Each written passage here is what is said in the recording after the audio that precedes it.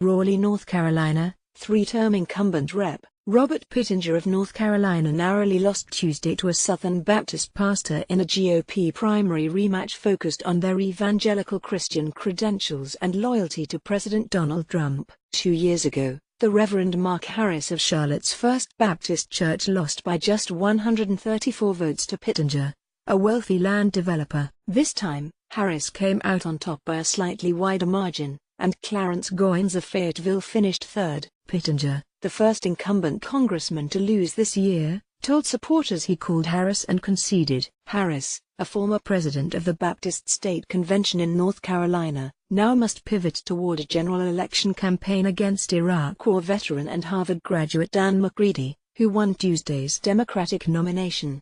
The focus on Trump could be precarious given the president's tepid approval rating since winning 54% of the vote in the Republican-leaning district in 2016. McCready had $1.2 million in unspent campaign donations in mid-April and was already eyeing the full vote in the 9th district, which fuses affluent parts of Charlotte and its suburbs with poor, rural counties along the South Carolina border to the edge of Fort Bragg. Pittenger also touted his evangelical credentials. He once worked for Campus Crusade for Christ and talked fondly about connections to the Reverend Billy Graham and his son, the Reverend Franklin Graham.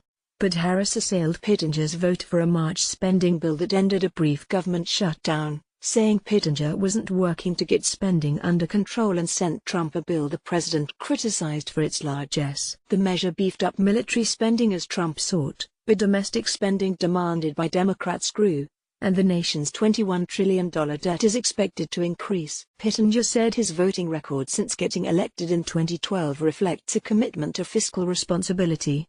He said he backed the spending bill because it contained Trump's military request as America faces dangers around the world.